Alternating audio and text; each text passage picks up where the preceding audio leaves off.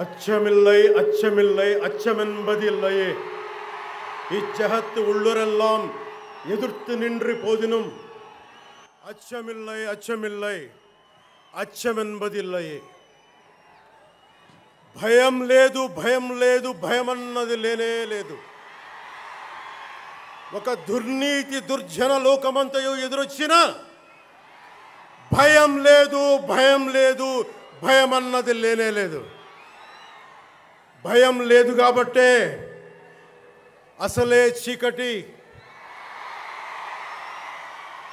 గాఢ అంధకారమైన వెళ్ళే దారంతా గోతులు గుంతలు లోయలు అగాధాలు ఉన్న ఇల్లేమో దూరమైన చేతిలో దీపం లేకపోయినా గుండె ధైర్యమే కవచంగా ధరించిన వాణ్ణి కనుకే అన్నీ ఒక్కడే అయి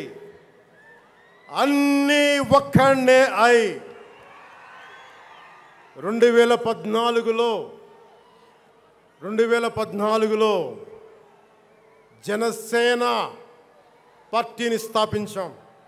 భావ తీవ్రత ఉంది గనుకే 2018లో పోరాట యాత్ర చేశాం.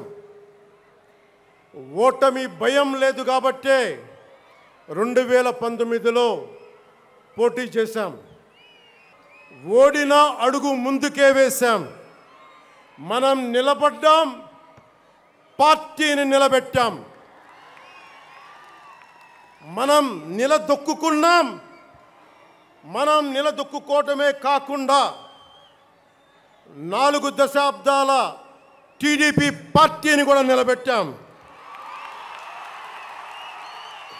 మనం ఓడినప్పుడు 2019లో మీసాలు మెలేశారు, జబ్బలు చరిచారు, తొడలు కొట్టారు, మన ఆడపడుచుల్ని అవమానించారు, ప్రజల్ని నిరంతరం హింసించారు. ఇదే న్యాయం అని మన నాయకులు, మన జన సైనికులు, మన వీర మహిళలు అందరూ అడిగితే, గొంతెత్తితే వారిపైన కేసులు పెట్టారు, జైళ్ళల్లో పెట్టారు, నిర్బంధంలో తోశారు. 4 దశాబ్దాల సుదీర్ఘ రాజకీయ అనుభవం ఉన్న నాయకుడిని అక్రమ కేసుల్లో బంధించారు. వారి తెలుగుదేశం పార్టీ కార్యకర్తల్ని, సీనియర్ నాయకుల్ని రోడ్డు మీదకి రావాలంటే భయపడేలా చేశారు. ఇక నాలాంటి వాణ్ణి తిట్టని తిట్టు లేదు, పాల్ చేయని అవమానం లేదు, చేయని కుట్ర లేదు, వేయని కుతంత్రం లేదు. ఈ ఎన్నికల్లో అసెంబ్లీ గేటును కూడా తాకలేవు అని మనల్ని ఛాలెంజ్ చేసి సరిచిన ఆ తొడల్ని బద్దలు కొట్టాం. ఏం చేశాం? బద్దలు కొట్టాం. ఆంధ్రప్రదేశ్ అసెంబ్లీలో 21 మంది ఎమ్మెల్యేలతోటి, పార్లమెంటులో 2 ఎంపీలతోటి అడుగు పెట్టాం.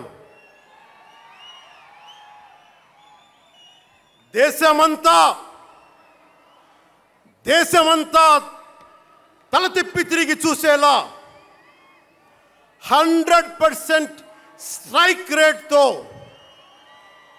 ఘన విజయం సాధించాం. ఎన్డీఏ కూటమి ప్రభుత్వాన్ని నిలబెట్టాం. ఈరోజు జయకేతనం ఎగరేస్తున్నాం.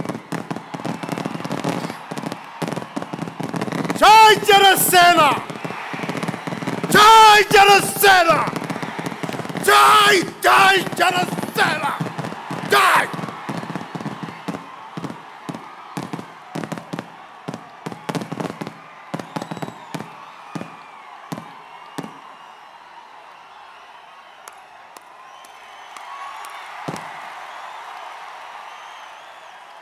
భరత భూమి నేర్పినదో, ప్రజాకోటి నేర్పినదో నిజమేమిటో కానీ ఒట్టి చేతిలో శత్రువుపై దుమికే శక్తి ఉంది అని చెప్పిన దాశరథి కృష్ణమాచార్య మాట బలం తెలంగాణకే కాదు, నెల్లూరులో చదువుకున్న నాకు కూడా. అందుకేనేమో అలా మన జనసేన జన్మస్థలం తెలంగాణ అయ్యింది, కర్మస్థలం ఆంధ్ర అయ్యింది. రుద్రవీణ వాయిస్తా, అగ్ని ధారలు కురిపిస్తా, తిరుగుబాటు జెండా పట్టిస్తా, దుష్ట పాలన నుండి విముక్తి కలిగిస్తా అన్న కృష్ణమాచార్య మాటలు మాకే కాదు, మబ్బుల్లో పరిగెత్తే పిడుగులు, వేట కోసం బయటకొచ్చిన కొదమ సింహాలు వారికి కూడా ఊతమిచ్చినాయి. ఊతమివ్వబట్టే 24 ఎన్నికల్లో దాష్టీక ప్రభుత్వాన్ని దించి కూటమి ప్రభుత్వాన్ని, ఎన్డీఏ కూటమి ప్రభుత్వాన్ని గెలిపించారు. అందుకని మీ అందరికీ గుండెల్లోతుల్లో నుంచి ధన్యవాదాలు. మూగబోయిన కోటి తమ్ముల గళాల పాట పలికించి కదిలి జవమ్మ కూర్చి నా కళానికి బలమిచ్చి నడిపినట్టి నా తెలంగాణ కోటి రతనాల వీణ, నా తెలంగాణ కోటి రతనాల వీణ. అలాంటి కోటి దివిటీల క్రాంతి జ్యోతి తెలంగాణకు ఆ రోజున కరెంట్ షాక్ తగిలి చనిపోబోయిన నాకు కొండగట్టు ఆంజనేయుడి దయ, తెలంగాణ అన్నదమ్ముల దీవెన, నన్ను ప్రేమించే ప్రజలందరి దీవెన నాకు పునర్జన్మనిచ్చింది తెలంగాణ భూమి. అలాంటి తెలంగాణ నేల తల్లికి నా వందనాలు, హృదయపూర్వక వందనాలు. బండెన్క బండి గట్టి 16 బండ్లు గట్టి ఏ బండిలో పోతావు కొడక నైజాం సర్కార్ రోడా అని కాలిక గజ్జగట్టి చేత కర్ర బట్టి కాలిక గజ్జ కట్టి ఆటనే పాటనే ఆయుధంగా మలిచిన వాడు, యువత గుండెల్లో పోరాట స్ఫూర్తిని నింపిన వాడు, నేను కనిపిస్తే ఎలా ఉన్నావురా తమ్మి అని ఆప్యాయంగా పలకించే మన మధ్య లేని నా అన్న, నా గద్దరన్న,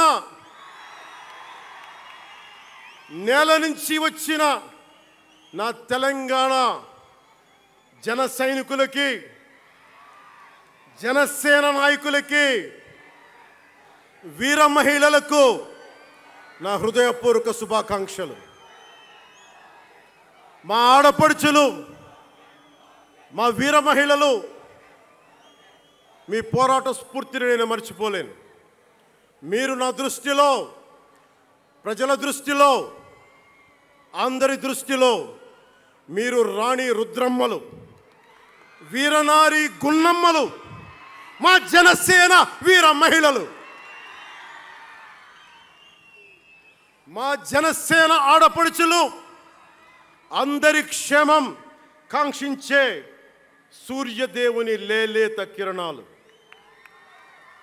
తేడా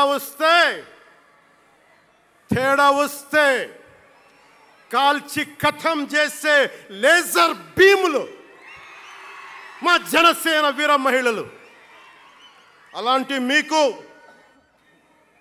మా ఆడపడుచులకి, మా వీర మహిళలకి నేను మీకు రుణపడి ఉంటాను. సీనియర్ నాయకులు కొనతాల గారు చెప్పినట్టుగా ఈరోజు హోలీ పర్వదినం. రంగులు, ఉత్సాహం, మైత్రిని పంచే పండగ.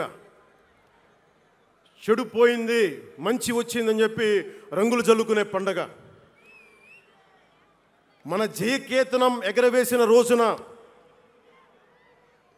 హోలీ కూడా రావటం యాదృచ్ఛికం కాదు, భగవంతుడి నిర్ణయం. అందుకని దేశ ప్రజలందరికీ నా హోలీ శుభాకాంక్షలు తెలియజేస్తా ఉన్నాను. ये भगवान का आशीर्वाद है कि जनसेना का यह खास दिन होली के पावन त्योहार के साथ आया है. मेरे लिए होली रंगों का त्योहार है, एकता का त्योहार है, दोस्ती का उत्सव है, खुशी और उल्लास का पर्व है. इस शुभ अवसर पर मैं इस मंच से पिठापुरम से आप सभी को होली की हार्दिक शुभकामनाएं देता हूं. తమిళనాడు నుంచి నాకు ఎంతో ప్రేమనిచ్చారు. మన స్పీచ్లు చూస్తారంట నాకు తెలియదు. మన తమిళనాడు పర్యటనకి వెళ్తే అందరూ నాకు ఎంతో ప్రేమనిచ్చారు. షణ్ముఖ యాత్రకి వెళితే నేను తమిళనాడులో చాలా కీలకమైన దశలో ఉన్నవాడిని, పెరిగినవాడిని. సుబ్రహ్మణ్య భారతీయారిని స్ఫూర్తిని నింపుకున్నవాడిని. అలాంటి తమిళనాడు ప్రజలందరికీ నా మనస్ఫూర్తిగా మీకు నా నమస్కారాలు. రమణ మహర్షి ఉళ్ళిట్ట ఎన్నట్లు సిద్ధర్గల్ వాళింద సిద్ధపేట్ల సిద్ధర్ భూమి ఉలహ పుదుమరియం తిరుక్కురళవై உலகுக்கு தந்த ஞான பூமி அச்சமில்லை அச்சமில்லை என முழுங்கிய மகாகவி பாரதியார் வீரபூமி உலகத்தை ரட்சிக்கும் கந்தசஷ்டி கவசம் எனும் அருண்கோடை தந்த ஆன்மீக பூமியாம் தமிழகத்தை சேர்ந்த என் அன்பு உள்ளங்களுக்கு எனது அன்பு நிறைந்த வணக்கங்கள். మన మహారాష్ట్రకి వెళితే నాకు మహారాష్ట్రలో అభిమానులు ఉంటారు. అది కూడా రాజకీయ పరంగా ఉంటారు, సినిమాల పరంగా కాకుండా అని నాకు తెలియలే. ఎంతో ప్రేమనిచ్చారు. గౌరవ మహారాష్ట్ర ముఖ్యమంత్రి దేవేంద్ర ఫడ్నవీస్ గారు నన్ను రమ్మని 19 నుంచి అడుగుతూ ఉన్నారు. అప్పుడు కుదరలా. మొన్న హర్యానాలో మీరు రావాలి ఖచ్చితంగా అని చెప్పి ప్రత్యేకించి నన్ను పిలిపించారు. నేను ఎన్డీఏ కూటమి కోసం ప్రచారం చేశాను, భారతీయ జనతా పార్టీ కోసం. వెళ్ళిన అన్ని సీట్లు దాదాపు 95% మనం గెలిచాం, ఒక్క సీటు తప్ప. ఛత్రపతి శివాజీ మహారాజ్ నేల, ఛత్రపతి సంభాజీ మహారాజ్ నేల. అలాంటి నేలకి ఛత్రపతి శివాజీ మహారాజ్ आणि छत्रपती संभाजी महाराज यांच्या महाराष्ट्र भूमीतून आलोल्य सोलापूर लातूर बिल्लारपूर सारख्या जिल्ह्यांतील जनसैनिकांना माझा मनपूर्वक नमस्कार. అలాగే కర్ణాటక నుంచి వచ్చిన అభిమానులకి ಕರ್ನಾಟಕದಿಂದ ಈ ಹಬ್ಬಕ್ಕೆ ಆಗಮಿಸಿದ ನನ್ನ ಜನಸೈನಿಕರಿಗೆ ನನ್ನನ್ನು ಪ್ರೀತಿಸುವ ಕರ್ನಾಟಕದ ಜನಸೈನಿಕರಿಗೆ హృత్పూర్వక నమస్కారాలు. చాలా భాషలు అయిపోయినాయి కదా. అని మీకు అర్థమైంది కదా, రెండు భాషలు ఒక్క భాషలా కాదు. భారతదేశానికి కావాల్సింది తమిళనాడుతో సహా we need multiple languages, not just two. We need multiple languages to keep not just for the integrity of the country but also to understand each other, to share love with each other. అందుకనే బహుభాష భారతదేశానికి మంచిది. చెప్తామా భారత్ మాతా की जय. बोलो भारत माता की.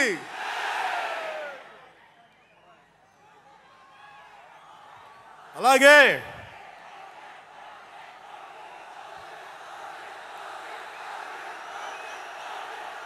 చేద్దాం వస్తుంది. మీ అందరికీ నేను సినిమాలు ఎందుకు వద్దని చెప్తానంటే, సినిమాలు తక్కువ చేయడం నా ఉద్దేశం కాదు. మీరు ఓజీ సినిమాకి వెళ్ళి జనసేన జిందాబాద్ అని ఎలా అనకూడదు, ఇక్కడికి వచ్చి సినిమా ఎందుకు అనకూడదంటే, ప్రాణాలు తెగించినారు ఇక్కడ వాళ్ళందరూ, ఇక్కడ జన సైనికులు. ఎందుకు సినిమా మాట్లాడకూడదు అంటే, 450 మంది పైచీలకు జన సైనికులు సినిమాలను కాదు సిద్ధాంతాలు నమ్మి చనిపోయారు. వారి గౌరవం కోసం. నా పేరు అరుస్తున్నారంటే మీరు నా మాట వింటలేదని. నా మాట వింటే 151 ఉన్న సీట్లు పార్టీ పోయింది. అందుకే నా మాట వినాలి, కూర్చోండి. నేను 11 సంవత్సరాల క్రితం పార్టీ పెట్టినప్పుడు, ఈరోజు మీకు డేటాలు చెప్పను, ఎన్డీఏ ప్రభుత్వం గురించి వీటిని చెప్పలేను. నేను మీతోటి 11 సంవత్సరాలు పార్టీని ఎలా నడిపాం, ఏ బేసిస్తో నడిపాం, నా కష్టాలేంటి, నేను పడ్డ ఇబ్బందులేంటి, కొన్ని పంచుకుంటాను. అన్నీ పంచుకుంటే సంవత్సరం కావాలి. నేను ఓటమిలు ఎలా ఉంటాను, గెలుపులు ఎలా ఉంటాను, మీరు నా గుండెల్లో పెట్టుకున్న వాళ్ళు, మీరందరూ నా గుండెల్లో పెట్టుకున్నాను. మీకు మించిన కుటుంబం నాకు లేదు.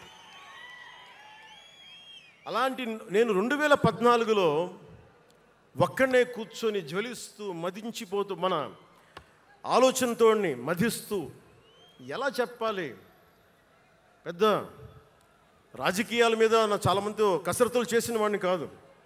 2009లో అప్పుడు రాజకీయ ప్రస్థానం తప్ప. 2003లో నేను మా నాన్నకి చెప్పాను ఫస్ట్. ఈరోజు మా నాన్నగారు లేరు, స్వర్గస్థులయ్యారు. మా నాన్నకి మా అమ్మకి 2003లో చెప్పారు, అమ్మ నేను ఒకరోజు పాలిటిక్స్కి వెళ్తాను. మా మా నాన్నకి నచ్చల మాట. శుభ్రమైన కెరీర్ పెట్టుకొని పిచ్చేంట్రా నీగా నేను. కానీ నేను చెప్పలేకపోయినా. ఆ రోజున నేను సినిమాలని దృష్టిలో పెట్టుకొని ఎదగలేదు, సమాజాన్ని దేశాన్ని దృష్టిలో పెట్టుకొని ఎదిగాను. సినిమా నాకు ఉపకరణం అయింది, కానీ సినిమా నా జీవితం కాలం. చెప్పలేకపోయినా ఆ రోజున. మీరు అందరికీ నాకు గద్దరన్న ఎలా పరిచయం అనుకుంటున్నారు మీరు? రాజకీయాల ద్వారా కాదు. గద్దరన్న ఖుషీ సినిమా చూసి మా అన్నయ్య గారిని పట్టుకొని మా అన్నయ్య గారి దగ్గరికి వచ్చి, మా పెద్దన్నయ్య గారి దగ్గరికి వచ్చి, మీ తమ్ముడిని కలవాల్సిందే నేను. మా అన్నయ్య ఫోన్ చేశారు, అని నేను గద్దర్ గారు కలుస్తారంటారా అని. నాకు గద్దర్ గారు అంటే ఇష్టం చిన్నప్పటి నుంచి, మా నాగబాబు గారి దయ వల్ల.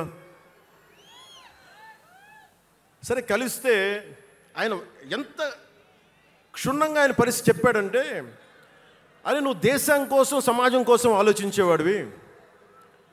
నీ ఏ మేరా జహా అనే పాటలో నువ్వు భరతమాతని సంఖ్యలలో బంధించి పెట్టావు కదా, నీ భావం నాకు అర్థమైందిరా అన్నాడు. నువ్వంటే నాకు ఇష్టం రా తమ్మి అని చెప్పి ఆ రోజు నుంచి మాకు స్నేహం. అది నాకు అన్నా తమ్ముడు బంధమైందని ఆయన చనిపోయేలోపు.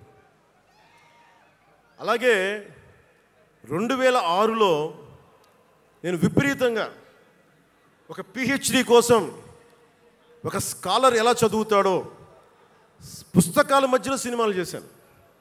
అందుకే నా సినిమాలు మీకు నచ్చి ఉండకపోవచ్చు ఆ రోజున. కానీ నా జ్వలనాన్ని ఎక్కడో ఢిల్లీలో కూర్చొని ఒక్కళ్ళు, ఢిల్లీ యూనివర్సిటీలో పనిచేసే ఒక ప్రొఫెసర్, ప్రకాశం జిల్లాకు చెందిన వ్యక్తి, నాకు తెలియదు ఆయన ప్రకాశం జిల్లా వ్యక్తి. నా రోజున ఆయన వచ్చి మిమ్మల్ని కలవాలని చెప్పి ఒక నెల రోజులు నా వెంట పడితే ఆయన కలిశారు. ఆయన వచ్చి నన్ను ఒకే ఒక మాట అడిగారు 2006లో, మీరు రాజకీయాల్లోకి వస్తారా? బహుజన సిద్ధాంతం మేము ముందుకెళ్తాం. చాలామంది అడిగి నన్ను పంపించారు, మీరు సంసిద్ధం అంటే నేను మాట్లాడతాను, నేను కదుపుతానంటే. ఆ రోజున నాకు ఇంకా మెచ్యూరిటీ లేదు. ఒక కుటుంబాన్ని నడపడానికే చాలా శ్రమ పడాలి. ఒక కుటుంబాన్ని ఏకతాటిపైన తీసుకురావాలంటే నేను కష్టపడాలి. ఒక సినిమా చేయాలంటే నేను ఇంత కష్టపడాలి. ఇన్ని కోట్ల మందికి సంబంధించిన జీవితాన్ని ఒక భావంతో కట్టిపడేయాలంటే నాకు ఇంకా అంత మెచ్యూరిటీ లేదు. మెచ్యూరిటీ వచ్చిన రోజున మీకు తెలియజేస్తానని చెప్పాను. ఆ వ్యక్తి అప్పటి నుంచి ఇప్పటిదాకా అరుదుగా అప్పుడప్పుడు కలుస్తూ ఉంటాను. ఈ రోజున హైదరాబాద్ సెంట్రల్ యూనివర్సిటీ ప్రొఫెసర్, మీలో కొంతమందికి తెలిసి ఉండొచ్చు, ప్రొఫెసర్ శ్రీపతి రాముడు గారికి మనస్ఫూర్తిగా నా ధన్యవాదాలు తెలియజేస్తున్నాను. వారిని వేదికపైకి రమ్మని మనస్ఫూర్తిగా కోరుకుంటా ఉన్నాను. ఎందుకంటే మీరు ఓజీ అని అరుస్తూ ఉంటే నన్ను సినిమాల కంటే కూడా సినిమాల్లో ప్రజలకి పనిచేసే మనిషిని చూశారు ఇలాంటి మేధావులందరూ, పోరాట యోధులందరూ. ప్రొఫెసర్ గారు మన జనసేన పార్టీ కాదు, ఆయన ప్రొఫెసరే. బహుజన సిద్ధాంతాల కోసం, అంబేద్కర్ ఆశయాల కోసం, అణగారిన వర్గాల కోసం నిలబడ్డ వ్యక్తి. ఆయన చాలామంది విద్యార్థుల్ని పిహెచ్డీలకి సిద్ధం చేసే వ్యక్తి. మన దగ్గరున్న బేతపూడి విజయ్ కుమార్ గారు కూడా ఆయన శిష్యుడే. ఇలాంటి శిష్యులు ఎంతమంది తయారు చేసి ఆయన జనసేన ఎప్పుడు నాకు అండగా ఉంటారు. ఓడిపోయినా నిలబడ్డా ఎప్పుడైనా సరే నమ్మకం ఏంటంటే మీరు ఉండాలి, మీరు రాణించాలని నిరంతరం తప్పించే శ్రీపతి రాముడు గారికి నేను ఇవ్వగలిగేది ఒకటే, నా గుండెల నుంచి ప్రేమ ఇవ్వగలను.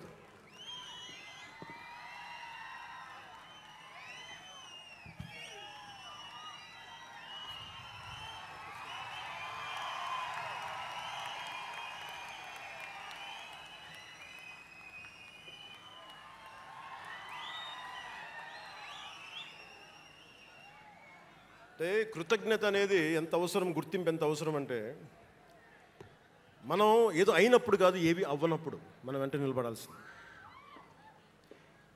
నేను థ్యాంకింగ్ నోట్స్ చెప్దాం అనుకున్నా. ఎవరికి చెప్పాలి? ముందుగా ఈ సభా వేదిక కోసం పారిశుద్ధ్య సిబ్బందికి, నా గుండెల్లో పెట్టుకొని గౌరవించే నా పారిశుద్ధ్య సిబ్బందికి ముందుగా మీ అందరికీ నా హృదయపూర్వక నమస్కారాలు, హృదయపూర్వక ధన్యవాదాలు. యాక్చువల్గా నేను అనుకుంది ముందుగా పారిశుద్ధ కార్మికులకి సన్మానం చేసి స్పీచ్ మొదలు పెడదామని. ఎక్కువ మంది ఉండటం వల్ల మన సమయం సరిపోదు కాబట్టి రేపొద్దున మన సీనియర్ నాయకులందరినీ, సోదరులు నాగబాబు గారిని, ఎమ్మెల్సీ వారిని గౌరవించి చేయవలసిందిగా నేను కోరుకుంటున్నాను. అలాగే దారి పొడవున శుభాకాంక్షలు తెలియజేసిన హోర్డింగ్స్ ద్వారా నా సోదరులు సోదరీమణులందరికీ, ప్రతి ఒక్కరికి, నాయకులందరికీ నా ధన్యవాదాలు. డిప్యూటీ సీఎం పేషి అధికారులందరికీ కూడా నా ధన్యవాదాలు. నా సెక్యూరిటీ సిబ్బందికి కూడా నా ధన్యవాదాలు. ఈ ఆవిర్భావ దినోత్సవానికి ముందుండి నడిపించిన గౌరవ సివిల్ సప్లైస్ మంత్రి, Janasena political affairs committee chairman, నన్ను కాలానికి నా పరీక్షలు పెట్టి కానీ ఒకసారి నిర్ణయం తీసుకున్న తర్వాత ఓడిపోయినా కానీ వెన్నంటే నిలబడ్డ నా సోదరుడు పిఎస్సి చైర్మన్, గౌరవ సివిల్ సప్లైస్ మంత్రి శ్రీ నాదెండ్ల మనోహర్ గారికి నా హృదయపూర్వక ధన్యవాదాలు.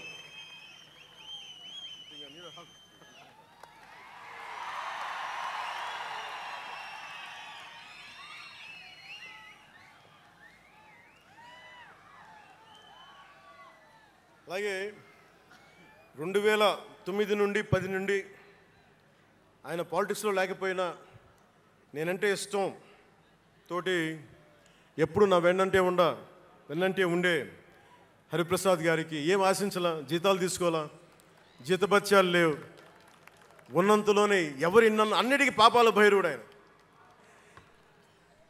పవన్ కళ్యాణ్ ఆ నిర్ణయం తీసుకోలేదంటే ఈయనే ఉంటాడు కారణం అంట. పవన్ కళ్యాణ్ తేలిక మాట నేస్తాడు అందరమాట. పవన్ కళ్యాణ్ కొంచెం ఆలోచన ఉంటుంది కదా, ఎవరికి ఇవ్వాలి, ఎందుకు ఇవ్వకూడదు. కానీ ప్రతిదానికి నేను తీసుకున్న నిర్ణయాలకి ఆయన భరించాడు. అలాంటి అన్నిటినీ భరించి నా వెన్నంటే ఉన్న హరిప్రసాద్ గారికి మనస్ఫూర్తిగా నా ధన్యవాదాలు.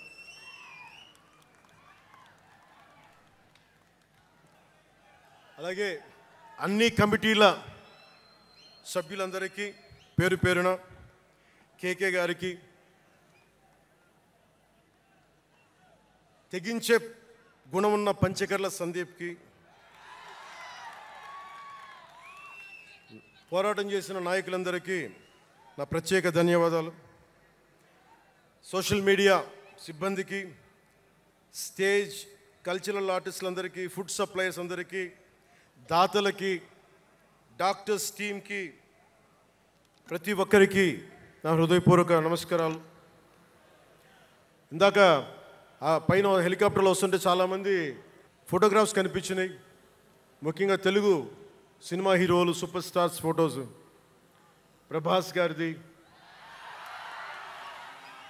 మహేష్ బాబు గారిది, జూనియర్ ఎన్టీఆర్ గారిది, అల్లు అర్జున్ గారిది, సాయి ధరమ్ తేజ్ గారి, నందమూరి అభిమానులు, మెగాస్టార్ చిరంజీవి గారి అభిమానులకి, మెగాస్టార్ తనయులు, గేమ్ చేంజర్ రామ్ చరణ్ గారి అభిమానులు, తెలుగు హీరో హీరోయిన్లు, ప్రతి నటుల అందరి హీరోల అభిమానులు, మీ అందరికీ కూడా నా ప్రత్యేక నమస్కారాలు, ధన్యవాదాలు. అలాగే పవన్ కళ్యాణ్ అభిమానులకు కూడా నా హృదయపూర్వక నమస్కారం.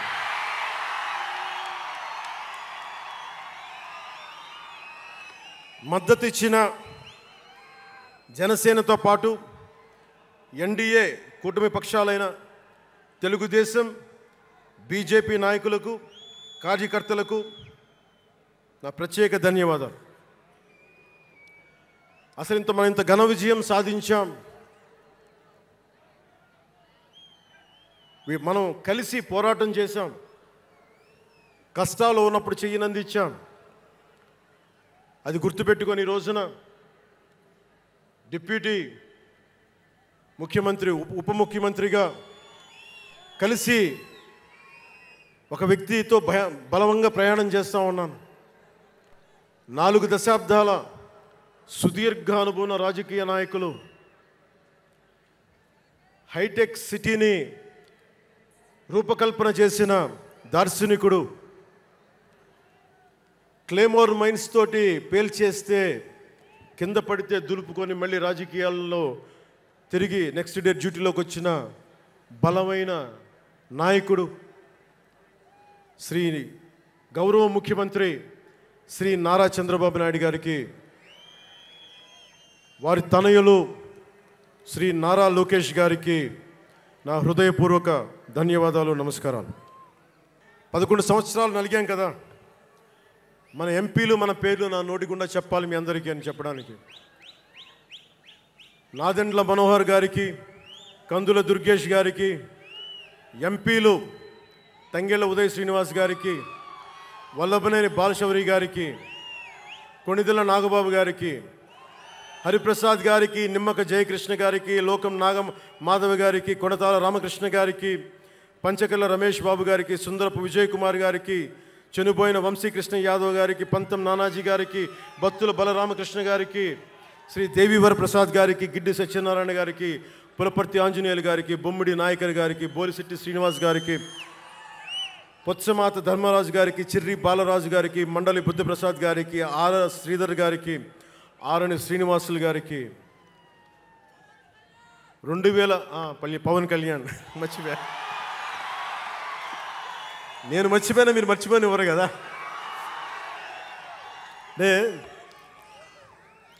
ఇది మన 11వ సంవత్సరం, వారు 11కి అంకితం చేశాం.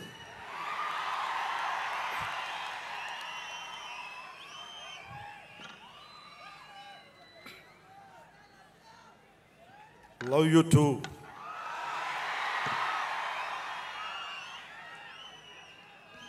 పోలీస్ వ్యవస్థ మీకు తెలుసు మనం ఎంత నలిగిపోయామో. గత 5 ఏళ్లలో మనం ఎంత నలిగిపోయామో మీకు తెలుసు. ఎన్ని ఇబ్బందులు పాలు చేశారో తెలుసు.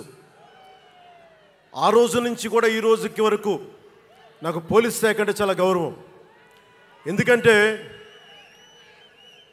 పోలీస్ శాఖకి స్వయం నిర్ణయాలు చేసే హక్కు ఉండదు, డ్యూటీ ఉంటుంది.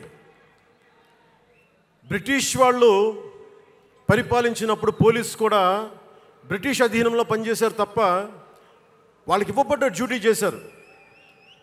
భగత్ సింగ్ని కొట్టమంటే కొట్టారు, జైల్లో పెట్టమంటే పెట్టారు, గాంధీ గారిని లాక్కెళ్ళిపోమంటే లాక్కెళ్ళిపోయారు. వాళ్ళు చేయకపోతే అది డ్యూటీకి విరుద్ధం అవుతుంది, చేయక తప్పదు. అందుకనే నాకు పోలీస్ శాఖ మీద ఎప్పుడు వ్యక్తిగతంగా కోపం ఉండదు, ఏదో కొద్దిమంది వ్యక్తులు ఎక్కువ చేస్తే తప్ప. అలాగా ఈ రోజున చాలా గొప్పగా నిలబడ్డ సహకరించిన పోలీస్ అధిపతి డీజీపీ గారికి, కాకినాడ జిల్లా ఎస్పీ బిందు మాధవ్ గారికి, కలెక్టర్ శ్రీ షణ్మోహన్ గారికి, రెవెన్యూ అధికారులకు, ఇతర పోలీస్ అధికారులకు, మున్సిపల్ అధికారులకు, బందోబస్తు డ్యూటీకి వచ్చి అన్ని జిల్లాల నుంచి వచ్చిన నలిగిపోయి ఎండలో ఉన్న నా కానిస్టేబుల్ సోదరులకు ప్రతి ఒక్కరికి పేరు పేరున నా హృదయపూర్వక ధన్యవాదాలు, హృదయపూర్వక కృతజ్ఞతలు.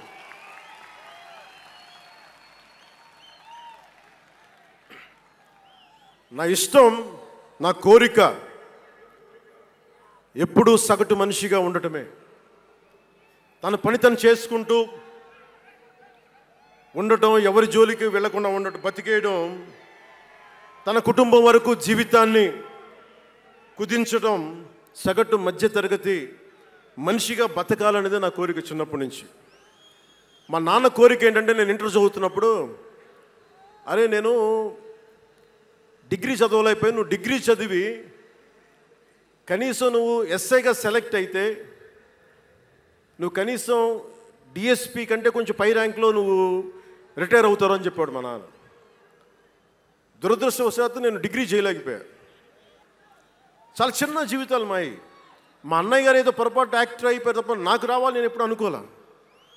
అదే నెల్లూరులో, అదే ఫతేఖాన్పేటలో చిన్న ఇంట్లో ఇంకొక మామిడి మొక్క ఉంటే బాగుంటుంది అనుకున్న కోరిక తప్ప కోట్లు సంపాదించాలి, పేరు రావాలని ఎప్పుడు ఆశించాల. సో నన్ను ఎలా పెంచారు మా ఇంట్లో అంటే మీరు ఆశ్చర్యపోతారు. మొన్న నా friend Anand Sai TTD board సభ్యుడిగా నియమితులయ్యారు. అతను చెప్తా ఉన్నాడు నాకు ఈ మధ్యన, నన్ను ఎలా పెంచారంటే మా ఇంట్లో అతని ఆనంద్ సాయి మాటల్లో, చిన్న తంబి అని తమిళ సినిమా ఉంటుంది, మన తెలుగులో చంటి అని సినిమా తీశారు. చంటిలో హీరోయిన్ మీనాని ఎలా పెంచారు ఇంట్లో నుంచి బయటికి వెళ్లకుండా, మా ఇంట్లో నన్ను అలా పెంచారు. వీడి బయటికి వెళ్తే ఏమైపోతాడో, సున్నితమైన వ్యక్తి, వీడికి ఆస్తమా ఉంది, వీడికి ఇలాంటి పరిస్థితుల్లో నన్ను ఇంట్లో నుంచి కదలనివ్వకుండా, ఎక్కడికి వెళ్ళనివ్వకుండా, ఎక్కడికన్నా బయటికి వెళ్తే పంపించారు. ఒకరోజు చెన్నైలో నేను అన్నానగర్లో కంప్యూటర్ ప్రోగ్రామింగ్ కోర్స్ చేసేవాడిని ఒక సంవత్సరం పాటు. ఆ ప్రోగ్రామ్ ఫైనల్ చేసే పరిస్థితుల్లో టైం 10:30 అయింది, 10:30 రాత్రి. ఇంటికి వెళ్ళడం గంట లేట్ అయింది. అంటే మనం సాయంత్రం 6 గంటలకు వెళ్ళిపోవాలి. ఆ రోజు 10:30కి వెళ్తే చెప్పా పెట్టకుండా, అంటే మన కొంచెం లేట్ అయింది ఎగ్జామ్స్ వల్ల. ఇంటికి వెళ్ళేటప్పటికి ఎలా ఉంది అంటే, ఇంట్లో ఆడపిల్ల వెళ్ళిపోతే ఇల్లు ఎలా ఉంటుందో, 10:30కి నేను ఇంటికి వెళ్తే మా అన్నయ్య షూటింగ్ నుంచి క్యాన్సిల్ చేసుకుని వచ్చేస్తా ఉన్నారు. మా వదిన ఇంట్లో హాల్లో ఉంది, మా నాగబాబు వీధి బయట తిరుగుతూ ఉన్నాడు. మొత్తం అందరూ ఏమైపోయాడు, ఎక్కడికి ఏమైపోయాడని. నేను ఎగ్జామ్ రాసి వస్తున్నాను, బస్సులు దొరకలేదు నాకు, 2 బస్సులు మారి రావాలని చెప్పాను. నాకు కార్లు లేవు ఆ టైంలో. అలాంటిగా నన్ను పెంచారు. ఇది మా నాగబాబు గారు ఇక్కడే ఉన్నారు, అడగండి, ఆ రోజు గుర్తుండి ఉంటుంది ఆయనకి. అలాంటి నన్ను పాలిటిక్స్ చేస్తానని కానీ, సినిమాల్లోకి వస్తానని కానీ ఎవరు ఊహించలే. ఎందుకంటే నేనే ఊహించలే. పోనీ 18 ఏళ్ల వయసులోనో 20 ఏళ్ల వయసులోనో 10:30కి లేటుగా వచ్చామంటే ఒక అర్థం ఉంటుంది. అక్కడమ్మాయి ఇక్కడ అబ్బాయి, గోకులంలో సీత, సుస్వాగతం, తొలి ప్రేమ చేస్తున్న సమయంలో, మేబీ తొలి ప్రేమ ముందు అటో ఇటో, సంగీత్ థియేటర్లో, హైదరాబాద్ సంగీత్ థియేటర్లో క్లింట్ ఈస్ట్వుడ్ నాకు ఇష్టమైన హీరో, అతను సినిమాకి వెళ్ళా. బ్రిడ్జెస్ ఆఫ్ మాడిసన్ కౌంటీ అని ఒక ఇంగ్లీష్ నవల్ ఆధారంగా తీశారు. అది నాకు ఇస్తుంది ఆ నవల్. సో ఎలా తీశారని చెప్పి నేను షూటింగ్ రిలీజ్ కూడా అయిపోయినట్టుంది తొలి ప్రేమ. నేను నా ఫ్రెండ్ ఆనంద్ సాయిని, హరీష్ పాయిని, ఇంకో ఇద్దరు ముగ్గురితోటి సెకండ్ షోకి వెళ్ళి ఇంటికి వస్తే కింద మా నాన్న, ఇంట్లో పైన రూమ్లో పడుకోవాల్సిన మా నాన్న కింద కుర్చీ వేసుకొని ఓ నీల్ కమల్ చైర్ వేసుకొని నా కోసం వెయిట్ చేస్తూ ఉన్నాడు. ఎక్కడికి రా వెళ్ళామని. షూటింగ్ అన్నాడు. షూటింగ్ అన్నాడు, సినిమాకి వెళ్ళానంటే ఆయన ఎట్లా తిట్టాడంటే నన్ను నేను చాలా తప్పుడు పనులు చేసేస్తున్నట్టుగా, ఏదో బార్లో కూర్చొని తాగేసినట్టుగా. నేను అప్పటికి కొంచెం గుండె ధైర్యం తెచ్చుకొని చెప్పాను. అక్కడ మా నాన్న అంటే భయం, చిన్నప్పుడు చాలా కొట్టేవాడు మా నాన్న మమ్మల్ని. ఆ భయం నన్ను కొట్టింది తక్కువ కానీ మా అన్నయ్యని కొట్టింది ఎక్కువ. సో యముడికి మొగుళ్ళలో ప్రసాద్ బాబు ఉంటాడు. చిరంజీవి గారు పక్క వ్యక్తిని కొడితే ఇతను లైన్లోకి వచ్చేస్తాడు. నేను డిసిప్లిన్లోకి వచ్చాను. అట్లాగే వీళ్ళని కొడితే నేను డిసిప్లిన్లోకి వచ్చాను. నాకు ఆయన కొట్టక్కర్లేదు, నేను డిసిప్లిన్గా ఉంటాను. సో నాకు మా నాన్న చూడగానే భయం వేసింది. కొడతాడా గబుక్కున్నా బాగుండదేమో అనుకునేవాడిని. నేను చెప్పాను కొంచెం బలం తెచ్చుకొని 3 సినిమాలు హిట్లు వచ్చినాయి, 4వ సినిమా రిలీజ్ అయ్యి హిట్ అయింది తొలి ప్రేమ. నాన్న నేను హీరోనన్న సంగతి కూడా మర్చిపోకు, నువ్వు అర్థం చేసుకో అని చెప్పాను. ఇంకా ఎక్కువ తిట్టాడు. అంటే మా నాన్న తిట్లు ఎలా ఉన్నాయంటే చెప్పలేను. కానీ ఈ అర్ధరాత్రి అపరాత్రి తిరుగుళ్ళు ఏంట్రా, ఈ సెకండ్ షోలకి వెళ్ళడం ఏంటి, ఏదో హీరో అయ్యావు అయితే అన్ని హెల్ప్ చేసేస్తావా అని తల ఉంచుకొని పైకి వెళ్ళిపోయాడు. అంటే అలాంటి నేను ఇన్ని కోట్ల మందికి సంబంధించిన పాలిటిక్స్ చేయాలంటే భగవంతుడు రాసిన రాత కాకపోతే నేను కోరుకున్నదా కాదు అది. అలాంటి వాతావరణంలో పెరిగిన నేను ఈ సినిమాలు ఏంటో, ఈ పాలిటిక్స్ ఏంటో, పార్టీ పెట్టడం ఏంటో అని అనుకుంటే ఇదంతా భగవంతుడు మాయ తప్ప నాది కాదు నాకు తెలుసు. అలాంటి జీవితానికి దారి ఏర్పరిచింది, ప్రజా సమస్యలపై నిలబడేలా చేసింది, పార్టీ పెట్టనిచ్చింది నాలోని భావ తీవ్రత. పార్టీ పెట్టనిచ్చింది భావ తీవ్రత. పుస్తక పఠనం, డబ్బులు సంపాదించాక ఖర్చు పెట్టనంటే ఎలా కుదరదో, వద్దనుకున్న ఏదోలా ఖర్చు అయిపోతాయి. అలాగా కొంత జ్ఞానం వచ్చాక, కొంత చదివాక, కొంత చెయ్యగలిగే సత్తా ఉన్నాక నేను ఊరికనే కూర్చుంటాను, నేను ఏమి చెయ్యనంటే జీవితం అలా ఉండనివ్వదు. అలాంటి నన్ను ఏదో సాటర్డే సండే షూటింగ్ ప్రాక్టీస్కి వెళ్ళి మెడ్రాస్ రైఫిల్ క్లబ్లో, మార్నింగ్ లయోలా కాలేజీలో జాగింగ్ చేసుకొని, ఇంటికి వచ్చి పుస్తకాలు చదువుకొని, మా వదినకి ఏదైనా అవసరమైతే పనులు చేసి పెట్టి, ఇలాంటి నేను సగటు మనిషి, మధ్యతరగతి మనిషి, అంతకుమించి వేరే పట్ల. పనగల్ పార్క్ వెళ్ళి కూరగాయలు తీసుకురావడం, వంకాయ ఎంత, తక్కాలి ఎంత, అంటే మన ఉల్లిపాయలు వంకాయలు ఎంత అని ఇట్లాంటివి తీసుకొచ్చేవాడిని. నెల్లూరులో పెద్ద బజారు మన పెద్ద బజారు చిన్న బజారుకి వెళ్ళి ఇంటికి కావాల్సిన సామాన్లు తీసుకొచ్చేవాడిని. నాకు అంతకుమించి జీవితాన్ని కోరుకోలేదు నేను. అలాంటిది నేను యాక్టర్ అయ్యాను, ఈరోజున పొలిటికల్ లీడర్ అయ్యాను, దేశమంతా గుర్తించే అయ్యానంటే ఇది ఏది కూడా నేను కోరుకుంది కాదు, నాకు ఇవ్వబడింది. అందుకే నేను కర్మే చేస్తాను, నేను ఫలితం ఆశించను. ఇవన్నీ ఎందుకు చెప్తున్నానంటే సగటు మనిషి చాలా భయాల మధ్య, చాలా బాధ్యతల మధ్య జీవితాన్ని కొనసాగించాలి. ఒక మాట అంటే ఎక్కువ, ఒక మాట అంటే తక్కువ, చాలా సన్నని గీతల మధ్య బతకాలి. ఒకలాగా చెప్పాలంటే అరిటాకు లాంటి జీవితం. అరిటాకు ఉంది కదా అని జీవితం వడ్డించిన విస్తరు అవ్వదు. చిన్నపాటి ముళ్ళు తగిలినా మొత్తానికి చిరుగుపోతుంది. అలాంటి కోట్లాది సగటు మనుషుల ప్రభావితం చేసే సినిమా కానీ, కోట్లాది మందిని ప్రభావితం చేసే రాజకీయాలు కానీ నాకు చాలా బాధ్యతనిచ్చాయి. సినిమాలో ఎంత చెప్తే మంచిది, ఎంత చెప్తే మంచిది కాదని ఆలోచించి చేసేవాడిని. ఒక దేశభక్తి పాట పెడితే మంచిదా, ఒక క్లబ్ డాన్స్ పెడితే మంచిదా, ఈ రెండు ఆలోచించి దేశభక్తికి వెళ్ళాను నేను. అందుకే ఏం మేరా జేహానే పెట్టాను తప్ప ఓ మై డార్లింగ్ అని పెట్టలా. అంటే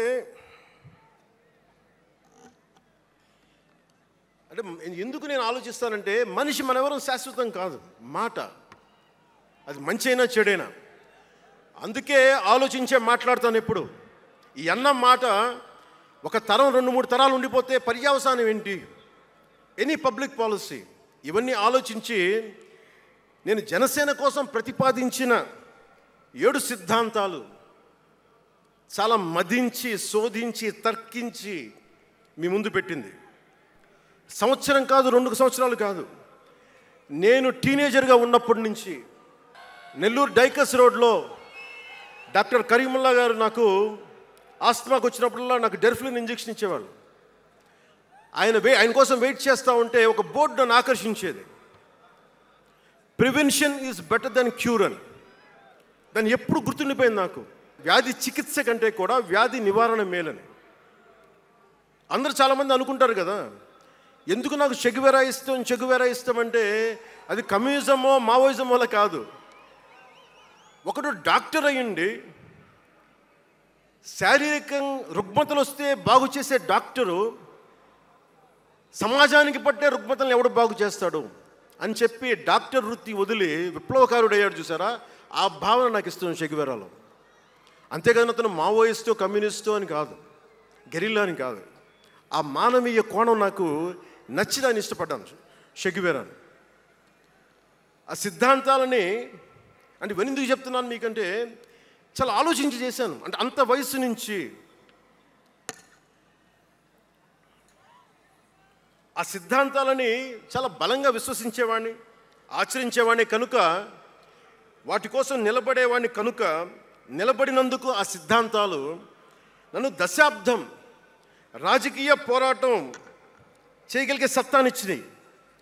ఈ రోజున 100% స్ట్రైకింగ్ రేట్తో జైకేతనాన్ని ఎగరేస్తున్నాం ఈ రోజునంటే జనసేన 7 మూల సిద్ధాంతాలే కారణం. నేను ఎంత పేరుందో నాకే తెలీదు. ఇంగ్లీష్ పేపర్లో కూడా రాస్తారని నా పేరు అనుకుంటాను అప్పుడప్పుడు.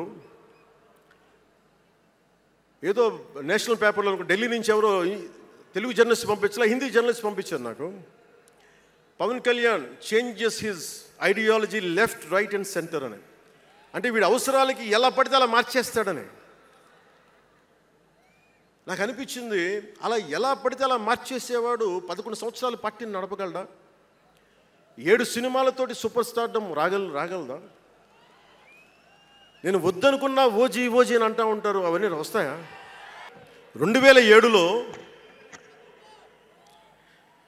నేను కామన్ మ్యాన్ ప్రొటెక్షన్ ఫోర్స్ పెట్టినప్పుడు చాలామంది నాకు ఇష్టమైన నాయకులు, ప్రభావితం చేసిన నాయకులు, ఒకరితో ఒకరికి సంబంధం లేదు. ఒకళ్ళు నారాయణ గురు అయితే ఇంకొకళ్ళు చెగువెరా,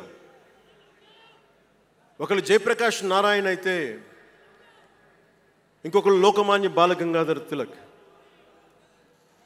ఒకళ్ళు మదర్ తెరీసా అయితే ఇంకో వైపున భగత్ సింగ్. ఆ రోజు నన్ను అందరూ అన్నారు, నీకేంటి ఇంత పిచ్చి ఏంటి, నీకు కన్ఫ్యూజ్డ్ ఐడియాలజీ నీది అంటే నేను రోజు చెప్పలేకపోయాను అందరికీ. పవన్ కళ్యాణ్ ఐడియాలజీ ఏంటంటే ఇంత భిన్నమైన వ్యక్తుల్లో ఏకత్వం చూడగలగడం పవన్ కళ్యాణ్ ఐడియాలజీ. ఆ ఏకత్వాన్ని చూడగలిగాం కాబట్టి ఆ 7 సిద్ధాంతాలు వచ్చినాయి. నాకు ఒక్కొక్కరిలో నాకు నచ్చిన అంశాన్ని తీసుకొని నాకు వ్యక్తిగతంగా బలం ఇవ్వడం చూశాను. అది నా మీద ఎంత ప్రభావితం చూపించింది, అది ఎంత సక్సెస్ ఇచ్చిందో కూడా నాకు తెలుసు. అంటే నేను అందరిలాగా నేను కాలేజీలకి యూనివర్సిటీలకి వెళ్ళా, డాక్టరేట్ లేకుండా పోవచ్చు, యూనివర్సిటీస్కి వెళ్ళి ఉండకపోవచ్చు, కానీ జ్ఞానాన్ని సముపార్జించటం నా చిన్నప్పటి నుంచి ఈ క్షణం దాకా నేను ఎప్పుడూ ఆపలా, ఎప్పుడు నేర్చుకుంటానే ఉన్నాను. అంటే చిన్నప్పుడు ఇలస్ట్రేటెడ్ వీక్లీలు, ఫ్రంట్ లైన్ మ్యాగజైన్లు, న్యూస్ పేపర్లు, సోవియట్ భూమి పత్రికలు, చరిత్ర, సంస్కృతి పుస్తకాలు, సాహిత్యం, ఫిలాసఫీ, ఫారిన్ అఫైర్స్ ఇవేమి చదవటం ఆపలా ఇప్పటిదాకా. అవన్నీ సామాజిక, చారిత్రక, రాజకీయ అంశాల మీద అవగాహన లేకుండా ఎందుకు పార్టీ పెడతాం? దేశ విభజన, కలోనియల్ చరిత్ర, తిరుగుబాట్లు, చిట్టాగాంగ్, విప్లవ వీరులు, తాకట్టులో భారతదేశం, యాడమ్ స్మిత్లు, మాల్థూసియన్ థీరీలు చదవకుండా, అర్థం చేసుకోకుండా పార్టీ పెట్టేస్తామా? అంటే ఇవన్నీ ఇంత అవగాహన, ఇంత సామాజిక పరిజ్ఞానం సినిమాలు చేసుకునేవాడికి ఎలా ఉంటుంది అవగాహన అని, అదే కదా. అంటే దానికోసం ఎలా పుట్టాలండి? ప్రత్యేకంగా తెల్లగడ్డం వేసుకొని పుట్టాలా అండి? ఆకాశంలోకి చూస్తా తెల్లగడ్డం వేసుకొని సామాన్యుడికి అర్థం కాని లిటరరీ టర్మ్స్ తోటి మాటల్ని మాట్లాడాలా? పోనీ పార్టీ పెట్టాలి అంటే నాన్న ముఖ్యమంత్రి అయి ఉండాలా? మావయ్య కేంద్ర మంత్రి అయి ఉండాలా? బాబాయిని చంపించి ఉండాలా అని ఎక్కడ రాసిలేదు కదా. దశాబ్దం పాటు ఒంటరిగా పార్టీని మొయ్యాలి అంటే ఎన్ని తిట్లు, ఎన్ని అవమానాలు భరించాలి, ఎంత నలిగుండాలి, ఎంత జ్వలించుకుపోవాలి, ఎన్ని పోగొట్టుకోవాలి. వ్యక్తిగత జీవితం నుంచి నా ఆరోగ్యం దాకా అన్నీ పోగొట్టుకుంటానే వచ్చాను. దానికి ఈ జయకేతనం నాకు ఆనందాన్ని ఇచ్చింది. ఎందుకు చెప్తున్నానంటే ఆరోగ్యం గురించి. నేను మార్షల్ ఆర్ట్స్ చేసేటప్పుడు 3 గ్రనైట్ రాళ్ళు గుండెల మీద పెట్టుకొని పగలగొట్టించుకునేవాడిని. 3 9 ఏళ్ల పిల్లలు 8 ఏళ్ల పిల్లలు ముగ్గురిని ఒకళ్ళని ఇలా పట్టుకొని ఇంకొకటి భుజాల మీద కెక్కించుకొని గుడుంబ శంకర్లో మోసుకొచ్చినంత బలం ఉంది. చూడటానికి బక్కగానే ఉంటా, కానీ బలం అపారంగా ఉండేది. అలాంటి నేను ఈ రోజున నాకు రెండో కొడుకు నేను ఎత్తుకోలేను. పెద్ద కొడుకుని ఎలాగ ఎత్తుకోలేను అనుకోండి, అది వేరే విషయం. నా రెండో కొడుకుని చిన్నవాడు 6-7 సంవత్సరాలు, వాడిని ఎత్తుకోలేను నేను, అంత బలహీన పడిపోయాను. కానీ బలం తెచ్చుకుంటాం మీ అందరి ఆశీస్సులతోటి, బద్దలు కొడతాం మళ్ళీ. అంటే రాజకీయాల్లో ఉండాలంటే 2 పిచ్చి పవర్ హంగ్రీ ఉండాలి, లేదా బలమైన సైద్ధాంతిక బలమన్నా ఉండాలి. వ్యక్తిగా ఎదగాలి, పదవే ముఖ్యం, అధికారమే ముఖ్యం. దానికోసం గుండాల్ని వాడుకుంటాం, మర్డర్లు చేయిస్తాం, వేల కోట్లు దోచేస్తాం, కులాలని కెలికేస్తాం, రకరకాల విద్వేషాలు రెచ్చగొడతాం, తద్వారా లాభపడతాం అన్నది ఇంకో పద్ధతి. నేను అది కోడికత్తిని వాడుకుంటాం, నేను అలాంటివి ఎంచుకోలే. సైద్ధాంతిక రాజకీయాన్ని ఎంచుకున్నాను. నాకు ఊహ తెలిసినప్పటి నుంచి అలాగే బతికాను. అందుకే నేను సమాజం, సమతుల్యత, భావితరాల భవిష్యత్తు, దేశం అంతరంగిక భద్రత, దేశ భద్రత, శత్రు దేశాల దాడులు ఆలోచించి దశాబ్దన్నర నలిగి గుండె రగిలి అందరిలోనూ చైతన్యం రగిలించి ఈ రోజున జనసేన జయకేతనం ఎగరవేస్తున్నాం. ఇది జనసేన పద్ధతి. Registered party to recognised party. It took us a decade time, decade plus. అంటే నువ్వు ఎలా మార్చేసుకుంటావంటారు, నువ్వు అలా పడితే ఎలా మార్చేసుకుంటావని మాట్లాడతారు. అరే ఒక మనం ప్రార్థించే నదే గంగమ్మ అవ్వచ్చు, కృష్ణమ్మ అవ్వచ్చు, దేవత అవుతుంది, పడవలకి రస్తా అవుతుంది, పంట కాలువలకి పొలాల్లోకి దూరే పంట కాలువ అవుతుంది. మార్పు అనేక రకాలుగా ఉంటుంది. ఇక్కడ నువ్వు గంగని నదిగా చేసావు, ఇక్కడ నువ్వు స్నానం చేయకూడదంటే కుదరదు. చాలా విభిన్నంగా చూడాలి. నేను మార్పు కోసం వచ్చిన వాడిని, ఓట్ల కోసం వచ్చిన వాడిని కాదు. అంటే ఇన్ని మాట్లాడే ఈ ఇంగ్లీష్ పేపర్ వాళ్ళకి I want to give you an example. Who said Pawan Kalyan changes from left, right and center? Let me tell you this. One example from one of your journalist brotherhood, from your journalist brethren, Sri M.J. Akbar. He wrote a book called Riot After Riot. ఆ పుస్తకంలో entirety అంతా how BJP is wrong, how BJP is communal ani all the stories he picked up is all about anti-BJP. But in 2014, same Mr. M.J. Akbar has become MP for BJP. బీజేపీని తిట్టిన వ్యక్తే కాంగ్రెస్లో ఉండి బీజేపీకి వెళ్ళి మారగలిగినప్పుడు తప్పులేదు, కానీ నేను ఇన్ని రకాలుగా మాట్లాడి తప్పు అయిపోయింది అది. అంటే ఇది, let me tell you, I blended the best of everybody. I have tested it on myself personally and applied to the party. That's why we got 100% striking rate. నేను ఎలాంటి కాలంలో పెరిగానంటే, భావోద్వేగాలు లేకుండా, జీవిత బరువులు మోయకుండా, కించిత్తు భావుకత లేకుండా, బాధ్యతగా నడవకుండా ఉంటే ఇంత దూరం రాగలమా? జీవితంలో నిన్న కాకితాళంగా ఎలా జరిగిపోతాయి? అంత ఫ్లూక్ అండి అంటే 21 సీట్లతో 100% వచ్చేస్తామా? 151 సీట్లు ఉన్న ఆ పార్టీని 11 సీట్లకి రానివ్వగలమా? ఎంత పోరాటం చేశాం మనం, ఎంత నలిగాం. వైజాగ్లో మన ఎమ్మెల్యేలు ఎంతమందిని జైల్లో పెట్టారు, ఎంత భయభ్రాంతులను చేశారు. బయటికి వస్తే ఆ రోజున అందరూ అడిగారు, మీరు వెంటనే ప్రధానమంత్రి గారికి చెప్పండి, ఫోన్ చేయండి, మీకు తెలుసు కదా అంటే, నేను ఒకటే అన్నా, ప్రజల్ని కాపాడటానికి వచ్చాను నేను, నన్ను కాపాడమని ఎవరిని నేను అడగను, ప్రధానమంత్రి గారైనా సరే. ఇది నా నేల, నా పోరాటం ఇది. నా మీద చెయ్యి వెయ్యమని చెప్పండి, చెప్తాను నేనేంటో అని చెప్పాను. ఎవరో వస్తారని నేను ఎప్పుడు చేయను, నేను ఎంత నిలబడగలను అదే నా మెజర్ అంతే. నేను ఎలాంటి జీవితం నుంచి వచ్చానంటే, నాకు చుట్టుపక్కల పేరెంట్స్ కమ్యూనిస్టులు, పిల్లలేమో క్యాపిటలిస్టులు. అలాంటి లెఫ్ట్ భావాలతో ఉన్న నాయకుల్ని, వారి పిల్లల్ని నేను నెల్లూరులో చూసేవాడిని. అంటే మార్పు అనేది అవసరం. నాన్న కమ్యూనిస్ట్ కదా అని కొడుకు క్యాపిటలిస్ట్ అవ్వకూడదనే రూల్ లేదు. అంటే మార్పు చాలా సహజం, ఎదగడానికైనా దిగజారడానికైనా సరే. వారి ప్రవర్తనని, వారి ఆలోచన విధానాన్ని బట్టి ఉంటుంది. కులాలను కలిపే ఆలోచన విధానం, భాషలని గౌరవించే సాంప్రదాయం, సంస్కృతుల్ని కాపాడే సమాజం, ప్రాంతీయతను విస్మరించని జాతీయవాదం, మతాల ప్రస్తావన లేని రాజకీయం, అవినీతిపైన రాజీ లేని పోరాటం, పర్యావరణాన్ని పరిరక్షించే అభివృద్ధి ప్రస్థానం, ఇవన్నీ పెట్టినప్పుడు నవ్వారు అందరూ.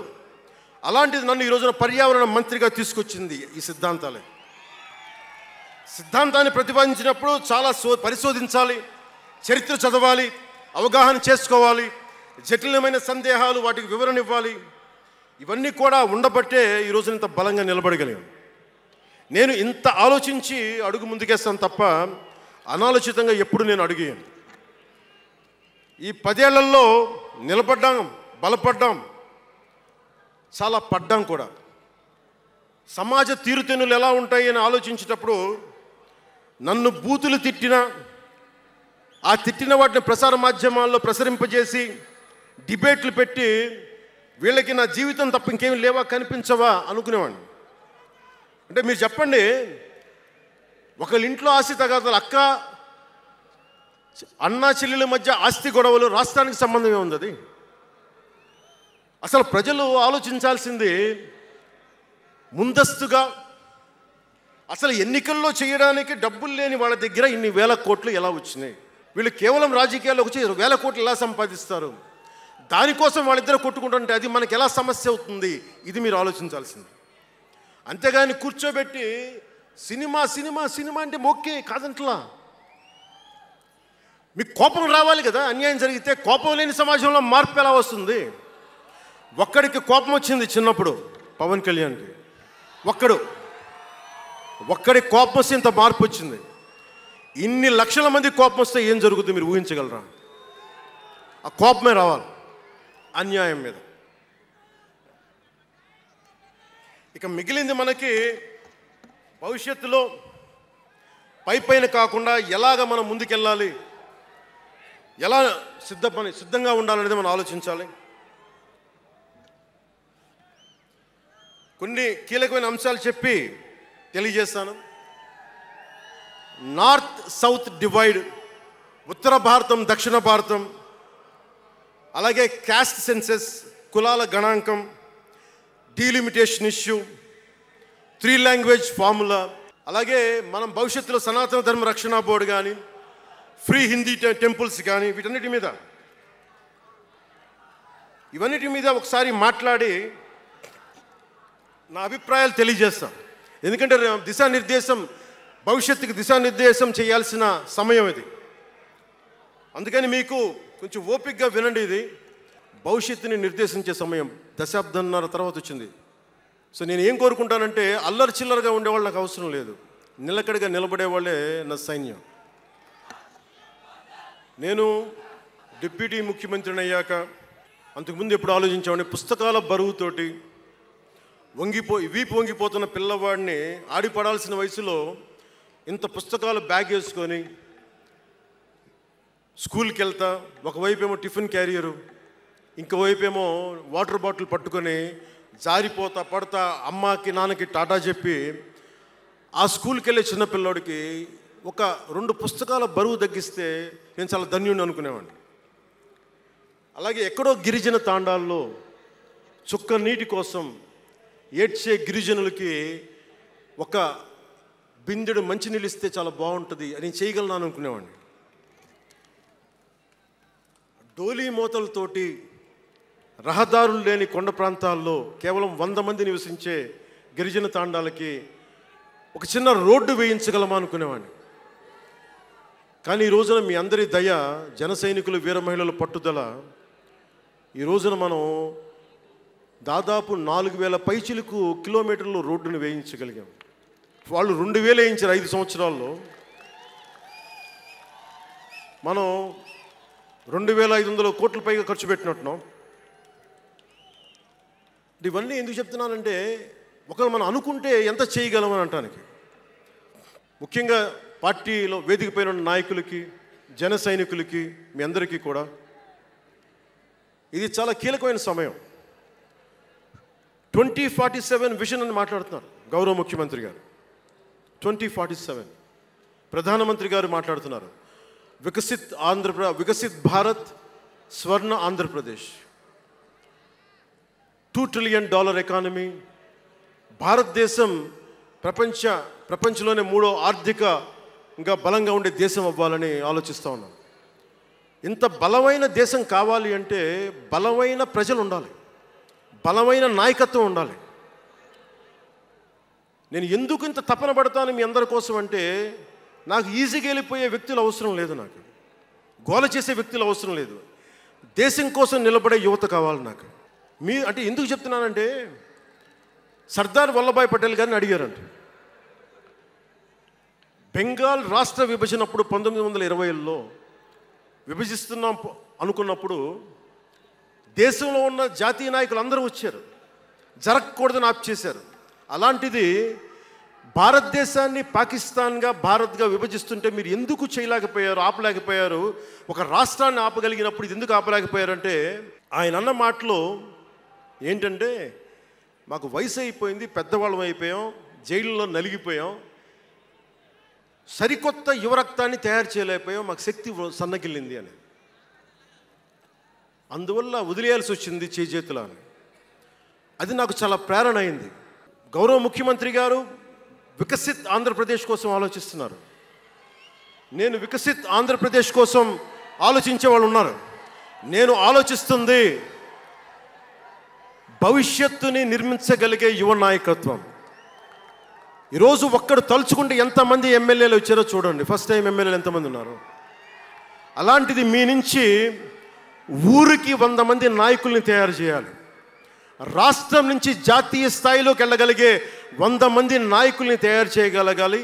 అదే నా లక్ష్యం, నా స్వప్నం 2047కి. విదేశాలకి వెళ్ళాల్సిన అవసరం రాకూడదు ఇంక మనకి. మన దేశానికి మనం వీసాలు డినైల్ చేసేంత స్థాయి భారతదేశంలో ఉండాలి అంటే దేశాన్ని, సమాజాన్ని నడిపే నాయకులు మీలో నుంచే పుట్టాలి. నేను చేస్తాను దానికి ప్రోగ్రామ్స్. ఈ రోజున వేదిక పైన ఉన్న స్పోక్స్ పర్సన్స్ అందరూ ఎలా వచ్చారనుకుంటున్నారు మీరు? హరిప్రసాద్ గారికే చెప్పాను నేను, సార్ ఎలా చేయమంటారు సార్ మమ్మల్ని అని అడిగితే, మీరు వెళ్ళి జనంలోకి వెళ్ళండి, ఎవరైతే మాట్లాడగలరో వాళ్ళని పిలవండి అంటే, అలా పిలిస్తేనే ఇక్కడున్న స్పోక్స్ పర్సన్స్ అందరూ కూడా జనం మధ్యలోంచి పికప్ చేసిన వాళ్ళు అలా తయారు చేశాం. పార్టీ నిర్మాణాన్ని అలా చేశాం. నా కోరిక ఆంధ్రప్రదేశ్, తెలంగాణ నుంచి దేశాన్ని ప్రభావితం చేసే 100 మంది యువ నాయకుల్ని, మహిళలు కావచ్చు, యువకులు కావచ్చు, అదే నా లక్ష్యం. దానికోసం పనిచేద్దాం మనందరం. ఎందుకంటే సరైన నాయకులు లేకపోతే చిల్లర వేషాలు వేసేవాళ్ళు, పనికి మాలిన వేషాలు వేసేవాళ్ళు చూసాం కదా గత ప్రభుత్వంలో ఎలా ప్రవర్తించారు. వాళ్ళు వచ్చారు అంటే బలహీనత మనది, తప్పు మనది. ఎవడు వచ్చినా వదిలేస్తున్నాం మనం. అందుకని మీరందరూ దానికి సంసిద్ధం అవ్వండి. ఇంకొక మాట వాళ్ళు మాట్లాడింది ఇందాక ఆ ఇంగ్లీష్ పత్రికలో, Pawan Kalyan has suddenly become a Hindu defender, a Sanatani defender అని. Do have to become a defender for Sanatana Dharma? It is within my blood. I don't have to prove it. ఈరోజు today maybe you might be seeing it today. Always I had it in my blood. Right from the age of 14, I was doing Diksha. 14 సంవత్సరాల నుంచి ఎప్పుడు అయ్యప్ప దీక్ష చేసేవాడిని. మొన్నే మా అన్నయ్య, మా నాగబాబు, మా అమ్మ, నేను ఒక ఫోటో చూపించారు ఎవరో. నేను కాషాయ బట్టలో ఉన్నా. మా అన్నయ్య, మా పెద్దన్నయ్య, మా చిన్నయ్య, మా పెద్దన్నయ్య, మా అమ్మ నవ్వుతూ ఉన్నారు. నేను ఈ ఫోటో ఎలా పెట్టానంటే, ఏంటి జీవితం, వైరాగ్యంతో ఉండేవాడు. అంటే నేను నా ధర్మం మీద నాకు అంత గౌరవం. సో నాకు మీరెవరూ కొత్తగా సర్టిఫికేట్లు ఇవ్వాల్సిన అవసరం లేదు. నేను మీకు ప్రూవ్ చేసుకోవాల్సిన అవసరం అంతకంటే లేదు. సడన్గా నువ్వు తిరుపతి లడ్డూలు కల్తీ అయిపోతే నువ్వు ఎర్ర బట్టలు వేసుకొని ఇవన్నీ మాట్లాడుతున్నావు అంటే, నేను చెప్పండి, మీరు ఇప్పుడు దాకా 219 టెంపుల్స్, 219 టెంపుల్స్ అపవిత్రం చేస్తే, మన అంతర్వేది రథాన్ని తగలబెడితే నేను వచ్చిండొచ్చు కదా. రామతీర్థంలో రామచంద్రుల వారి విగ్రహాన్ని తల నరికేస్తే నేను బయటకు వచ్చి గోల చేసి ఉండొచ్చు కదా. ఎందుకు స్టేట్మెంట్గా పరిమితం అయ్యాం? చిన్నప్పటి నుంచి మా ఇంట్లో రామనామ జపం ఉండేది. మా నాన్న ఉమ్మడి కమ్యూనిస్ట్ పార్టీ సభ్యుడు, ఎథీస్ట్ ఒకప్పుడు, టీన్స్లో 20లో. ఆయన మరి ఎలా మారిందో మనసు తెలియదు కానీ విపరీతం రామభక్తుడు అయిపోయాడు నేను పుట్టేటప్పటికి. మా ఇంట్లో ఎప్పుడూ రామనామమే ఉండేది. ఆ రామనామాన్ని జపిస్తూనే నాకు జబ్బు వచ్చినా మా నాన్న రామనామమే చెప్పేవాడు. అలాంటి రామనామం జపించే మాకు రాముడి విగ్రహం తల నరికేస్తే కోపం రాకూడదంటారేంటి మీరు? ఇదే మీకు ఒక మహమ్మద్ ప్రవక్తకి పవిత్ర రంజాన్ మాసంలో మహమ్మద్ ప్రవక్తకి మీరు ఒక మాటని దూషించగలరా? దూషించి బతకగలరా? అల్లాని ఒక మాట అనగలరా? జీసస్ క్రైస్ట్ ఒక మాట అనగలరా? మేరీ మాతని ఒక మాట అనగలరా? కానీ పార్వతీ దేవిని తిడతారు, లక్ష్మీ మాతని తిడతారు. అంటే నువ్వు ఇస్లాంకి అపవిత్రం జరిగితే మాట్లాడితే సెక్యులరిజం, జగన్మాతకి కానీ, పార్వతీదేవికి కానీ, శివుడికి కానీ, రాముడికి కానీ, అయ్యప్పకి కానీ అపవిత్రం జరిగితే మా మనోభావాలు బాధపడకూడదు, గాయపడకూడదు, నోరు మూసుకొని కూర్చోవాలి. ఆ జనరేషన్ పోయిందిరా బాబు, ఆ జనరేషన్ పోయింది. ఒక తప్పుని తప్పుగానే చెప్తాం. ఒక హిందువు ఒక ముస్లిం పట్ల తప్పు చేస్తే తప్పనే చెప్తాం. ఓల్డ్ సిటీలో ఉండే ఒక నాయకుడు 15 నిమిషాలు కళ్ళు మూసుకోండి, పోలీసుల్ని మేము హిందువులకి ఏంటో మేము చూపిస్తామంటే అది తప్పు పట్టకూడదంటే ఎట్లా? అది మతోన్మాదమా? ఏం మాట్లాడుతున్నారు మీరు? బతుకమ్మ బతుకమ్మ బతుకమ్మ అని చెప్పి బతుకమ్మ పాటని మీరు వెటకారం చేసి ఓల్డ్ సిటీ నాయకుడు మాట్లాడితే దాన్ని డిఫెండ్ చేసుకోవటం హిందూ అహంకారం అంటే నేను ఏం చెప్పండి? నేను అంటే అల్లాహకు ఒక న్యాయం, మహమ్మద్కి ఒక న్యాయం, అమ్మవారికి ఇంకో న్యాయమా? అలా కుదరదు బాబు. ఈ ధర్మం అందరికీ సమాన అవకాశం ఇచ్చింది. సనాతన ధర్మం ఉండబట్టే విజయనగర రాజులు మస్జిద్ కట్టించారు. సనాతన ధర్మం కాబట్టే బంగ్లాదేశ్ని హిందువుల రక్తంతో తడిపి బంగ్లాదేశ్కి విముక్తి కలిగించాం. ఈ చరిత్ర తెలుసుకుంటే కదా. దేశ విభజన జరిగింది. మీరు ఎంతమందికి తెలుసు దేశ విభజన కష్టాలు? మీరు సినిమాలు నరుస్తారు. అక్కడ తాగిపోయారు మీరు. నేను అక్కడ తాగలా. నేను అమితాబ్కి ఫ్యాన్ని, నేను చిరంజీవి గారికి ఫ్యాన్ని. కానీ దేశానికి అంతకంటే పెద్ద ఫ్యాన్ నేను. మనందరికీ బాబాసాహెబ్ అంబేద్కర్ గారి గురించి తెలుసు. First law minister of Bharat. ఎక్కడికి వెళ్ళినా ఆయనకి 100 అడుగులో, ఏ తెలంగాణకి వెళ్ళినా ఆంధ్రాకి వెళ్ళినా 100 అడుగులో ఇంకా పైన విగ్రహం పెట్టి మనం ఆరాధిస్తాం. అంటే సనాతన ధర్మాన్ని తిడతా ఉంటారు.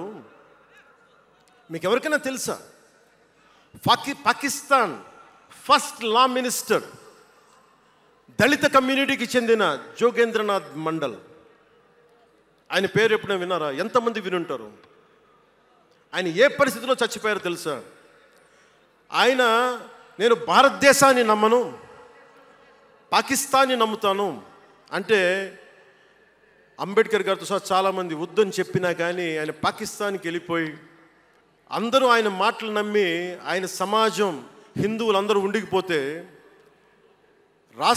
దేశ విభజన తర్వాత జరిగిన గొడవల్లో దాదాపు ఆయన కుటుంబంలో బంధువులందరినీ ఊచకోతకోసి చంపేశారు. పాకిస్తాన్ లా మినిస్టర్గా వెళ్ళిన వ్యక్తి భారతదేశానికి తిరిగి కాందీసుకుడుగా వచ్చి చనిపోయారు ఆయన. అంటే ఏం చెప్తున్నది ఇది? 10-12% ఉండే హిందువులు పాకిస్తాన్లో, 10-12% ఉండే హిందువులు ఉండే పాకిస్తాన్లో, అంతమంది ఉండే హిందువులు ఈ రోజున 1%-2% పడిపోయారు. బంగ్లాదేశ్ గొడవల నుంచి హిందువులు పారిపోతున్నారు. మన దేశంలో అలా జరిగిందా? ఎంత మర్యాద ఇస్తాం ఇస్లాంకి? నా దగ్గర ఉండే వ్యక్తులను అడగండి, ఇస్లాం పాటించే నా దగ్గర ఉండే నా సన్నిహితులను అడగండి. ఇది పవన్ కళ్యాణ్ గొప్పతనం కాదు, సనాతన ధర్మం నాకు నేర్పింది ఇది. నువ్వు రాముణ్ణి ఆరాధించు, అల్లాని గౌరవించు, అల్లాని ద్వేషించమని మాకు సనాతన ధర్మం చెప్పలా. మీరు ఒక హిందువు తప్పు చేస్తే ఖండించండి, ఒక ముస్లిం పట్ల ద్రోహం చేస్తే ఖండించండి, శిక్షించండి. అలాగే ఒక ముస్లిం ఒక హిందువుల్ని ద్వేషించినా దాడి చేసినా శిక్షించండి. ఇద్దరికి శిక్ష ఒకటే. ఓట్ల రాజకీయం చేస్తేనే కదా ఈ రోజున ఇంత హైందవం భగవాన్ ఎందుకు ఉందంటే దీనివల్లే. Because of pseudo secularists. ఈ రోజున ఇది జరుగుతుందంటే because of you pseudo secularists, because of you. మీరే కనుక secularism, if you would have applied in the true spirit, there would have no need for the changes what are there today. Old సిటీలో, పాత బస్తీ హైదరాబాద్లో మీరు 15 నిమిషాలు మీరు కళ్ళు మూసుకోండి పోలీసుల్ని, మేము హిందువులకి ఏంటో చూపిస్తామంటే నువ్వు ఎవరిని ఉద్దేశించి మాట్లాడుతున్నావు? హిందూ అంటే దాంట్లో పవన్ కళ్యాణ్ కూడా ఉన్నాడు. పొద్దున్న లేస్తే నేను హనీఫ్, అబ్దుల్, మొత్తం రహీం వాళ్ళతోనే ఉంటాను నేను. కానీ నేను వాళ్ళతో ఉన్నాను కదా అని చెప్పి నాకు బాధ రాదని మీరు అనుకోకండి, తప్పది. ఓ గలతే భయ్యా, నేను ఎవరిని నిందించట్లా. తిరుపతి కల్తీ లడ్డు చేస్తే నేను ముస్లింలను నిందించలా, క్రిస్టియన్లు నిందించలా. నేను నిందించింది దోషుల్ని పట్టుకోమని. చివరికి ఏం తేలారు? వాళ్ళందరూ హిందువులే కదా. నేను మాట్లాడుతుంది ఇది. This is secularism. If there is true secularism, మన నాయకులందరికీ చెప్తున్నాను, మీ అందరికీ చెప్తున్నాను, true secularism should be applied in the true spirit, not for damn convenient vote bank politics. Don't do it. Janasena is not for it. ఒక తప్పుని తప్పుగానే చెప్తాం. అంటే నేను ఎందుకు చెప్తున్నాను మీకు మాట అంటే, నారాజు గాకుర మా అన్నయ్య నజీర్ అన్నయ్య ముద్దుల కన్నయ్య, మన రోజు మనకుంది మన్నయ్య అన్నామంటే డ్యాన్సులు చేసా మీ సరదా కోసం. 1 minute డప్పులతో దీంతో డ్యాన్సులు చేసి అది మీ సరదా కోసం, కానీ నా కోసం ఆ లిరిక్ రాసుకున్నా. దేనికి రాశాను? గుజరాత్లో ఆ మారణహోమం జరిగితే దానికి చాలామంది ముస్లింలు చనిపోతే బాధతోటి నా హృదయం స్పందించి మాస్టర్జీ అనే ఒక ప్రజా కవి చేత నేను రాయించాను ఆ పాట. అంటే నేను అంత నిష్పక్షపాతంగా ఉంటాను. నేను అనేది ఏంటంటే, గోద్రా మారణహోమం జరిగినప్పుడు ఖండించాలి, ఖండింపబడాలి. There is no second thought about it. కానీ అసలు ఎందుకు జరిగింది అని ఆలోచిస్తే, కరసేవక్స్ రామ భజన చేసుకుంటూ ట్రైన్లోకి వెళ్తే ఒక గోద్రాలో ట్రైన్ని తగలబెట్టేశారు. మరి దాని గురించి కూడా మాట్లాడాలి కదా. ఇది తప్పు, ఇది కూడా తప్పే. అలా జరిగి ఉండకుండా ఉండాల్సింది. ఆ రోజు నేను సినిమాలో ఉన్నా కాబట్టి నారాజు కాకరని పెట్టా. అదే గనుక అలాంటి సంఘటన నుండి ఏం చేయాలి మనం? మొదటి తప్పు చేసిన వాడినే వెతికి వెతికి పట్టుకొని జ్యూస్ లాగా సెకండ్ వరల్డ్ వార్లో జర్మనీని ఎలాగా సౌత్ అమెరికాకి వెళ్ళినా ఎలా పట్టుకొని శిక్షించారో మొస్సాద్, అట్లాగా. అంటే ఇవన్నీ ఎందుకు చెప్తున్నాను? ప్రతి ఒక్కరూ చాలా క్షుణ్ణంగా వినాలి. ఎందుకంటే భవిష్యత్తులో మీకు ఇవే పోరాటాలు. మీరు ఎమ్మెల్యేలు అయిపోయాం, మంత్రులు అయిపోయాం, అందరికీ కార్పొరేషన్ పదవులు వచ్చేసినాయి అంటే కాదు. ఇప్పుడు మనం వేసింది తొలి అడుగు మట్టుకే. నేను భారతదేశం కోసం చనిపోవడానికి సంసిద్ధంగా ఉన్నాను, గుర్తుపెట్టుకోండి. నా ఇంటెన్సిటీ చాలా వైల్డ్గా ఉండదు. అంటే మాట్లాడితే సంస్కృతాన్ని తిడతారు, హిందీని మీరు రుద్దుతున్నారు, సౌత్లో దక్షిణాదిని అంటారు. అన్ని దేశ భాషలే కదా. తమిళ్ హిందీ రాకూడదు, హిందీ రాకూడదు అంటుంటే నాకు అనిపించింది మనసులో ఒకటే, అప్పుడు తమిళ సినిమాలను హిందీలోకి డబ్ చేయకండి. డబ్బులేమో హిందీ నుంచి కావాలి, ఉత్తరప్రదేశ్ నుంచి డబ్బులు కావాలి, బీహార్ నుంచి డబ్బులు కావాలి, ఛత్తీస్గఢ్ నుంచి డబ్బులు కావాలి, కానీ హిందీ మాకు వద్దంటే అదే న్యాయం. పనిచేసే వాళ్ళందరూ మనకి బీహార్ నుంచి రావాలి, కానీ హిందీని ద్వేషిస్తానంటే ఎట్లా? ఇవన్నీ మారాలి కదా. అందుకని భాషల్ని ద్వేషించాల్సిన అవసరం లేదు. అంటే మనం ముఖ్యంగా హిందువులందరికీ నేను చెప్తా ఉన్నాను, మీరు ముస్లింలను చూసి మీరు నేర్చుకోండి. పవిత్ర రంజాన్ మాసంలో ఉపవాస దీక్ష వహిస్తున్న నా ముస్లిం సోదరులందరికీ నా హృదయపూర్వక రంజాన్ శుభాకాంక్షలు. సంస్కృతాన్ని తిడతారు, గుళ్ళల్లో సంస్కృతాలు మంత్రాలు చదవకూడదు అంటారు. ముస్లిమ్స్ ఆ మాట అంటున్నారా?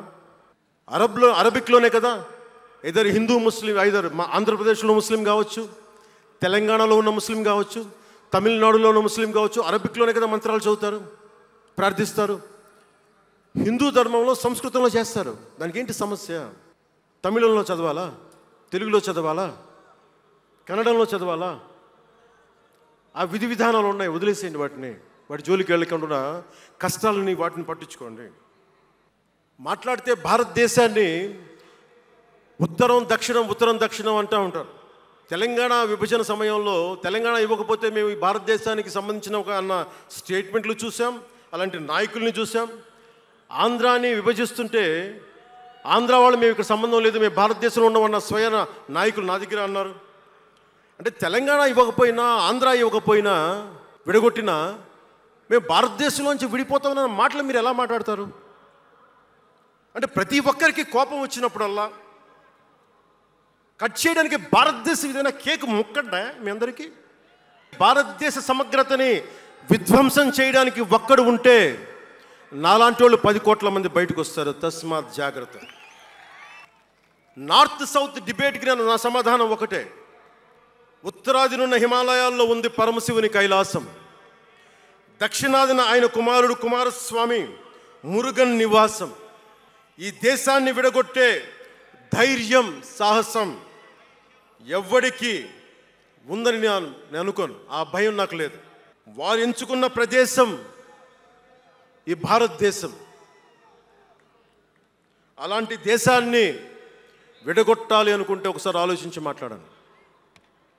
భాష వేరు, భావం వేరు, మీరు బయటవారు, మేము లోపల వారం, మీరు ఉత్తరాది వాళ్ళు తెల్లగా ఉంటారు, మేము దక్షిణాది వాళ్ళు నల్లగా ఉంటామంటే, మా ఇంట్లోనే ఒకళ్ళు, మా అన్నయ్య 6 అడుగులు 2 అంగుళాలు 3 అంగుళాలు, నేనేమో 5 అడుగులు 9-10 అంగుళాలు నేను. మా బంధువుల్లో అన్ని రకాల వాళ్ళు ఉంటాం, కొంతమంది నల్లగా ఉంటాం, కొంతమంది తెల్లగా ఉంటాం. అర్థం పర్థం లేని మాటలేంటి ఇవన్నీ? ఇలాంటి మాటలతోటి దేశాన్ని విచ్ఛిన్నం చేయకండి. రాజకీయ వైరుధ్యాలు వేరు, ఆ వైరుధ్యాలు ఉండటం సహజం. వైరుధ్యాలు ఉన్నాయి అని నెపం మీద దేశాన్ని ముక్కలు చేయకండి. దక్షిణాదినున్న సెంగోల్, ఉత్తరాదినున్న ఢిల్లీ పార్లమెంట్లో ఉంది. ఒకవేళ వైరుధ్యం వస్తే వేర్పాటువాదం విడిపోమని కాదు, అది కాదు, కలిసి పరిష్కారం వెతకమని. డీలిమిటేషన్ జరిగితే పార్లమెంట్ సీట్లు దక్షిణాదికి తగ్గిపోతాయి అంటే అసలు తగ్గుతాయా లేదని డిస్కషన్ పెట్టండి. దానికి నేను రూపీ సింబల్ మార్చేస్తాను, నా భాషలో పెడతానంటే అప్పుడు మేము తెలుగులో కూడా పెట్టాలి, దానికి కన్నడ వాళ్ళు కన్నడలో పెట్టాలి, గుజరాతీ వాళ్ళు గుజరాతీలో పెట్టాలి, మహారాష్ట్ర వాళ్ళు మహారాష్ట్రలో పెట్టాలి. దేనికైనా ఒక వివేకం, ఆలోచన ఉండద్దా? ఉన్నత పదవుల్లో ఉన్నవారు మీరు చాలా ఆలోచించి చేయాలి. చాలా ప్రభావితం చేస్తాయి మీ మాటలు. ఒకటి విధ్వంసం చేయడం తేలిక, ఒకటి నిర్మాణం చేయడం కష్టం. 14 ఏళ్ళ వయసులో నేను తమిళనాడులో పెరిగినప్పుడు మైలాపూర్ స్కూల్ అన్నారే, గొల్టింగ వాడ అని పిలిచేవాడు. నేను నాకు అర్థమయ్యేది కదా గొల్టీ అంటే ఏంటి అనుకునేవాడిని. అదొక డెరిగేటెడ్ టర్మ్ అది. నేను మా మాస్టర్ గారిని అడిగాను, రామ్నాథన్ గారిని అడిగాను, సార్ ఇంత మాదిరి சொல்கிறாங்க సార్, గొల్టీని சொல்கிறாங்க సార్ అంటే ఆయన నాకు ఒకటే మాట చెప్పాడు. వాళ్ళని పిలిచాడు, వాళ్ళని తిట్టాడు ఏదో, ఏంటి సార్ గొల్టీ, ఎందుకు సార్ గొల్టీ మీనింగ్ అంటే ఆయన ఏదో నవ్వి వదిలేసి ఆయన ఒక మాట అన్నాడు, అరే తెలుగుని రివర్స్ పడిన గొల్టీ అని சொல்லுவாங்கడా. సో అందుకని భాషదేముంది, అందుకని దీన్ని పెట్టుకొని విధ్వంసం క్రియేట్ చేయడం సరైనది కాదు.